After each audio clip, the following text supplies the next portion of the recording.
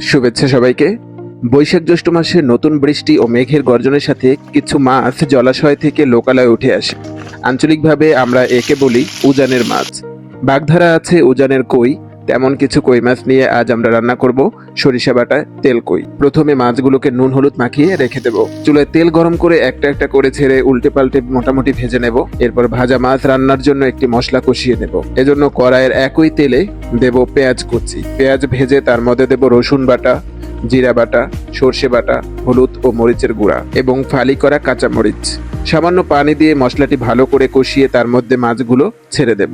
মনে রাখবেন, আপনার রান্নার স্বাদ পুরোপুরি নির্ভর করে মশলা কষানোর উপর, সুতরাং মশলা কষানোটা করতে হবে যথার্থভাবে। তারপর রান্না করব 20 মিনিটের মতো।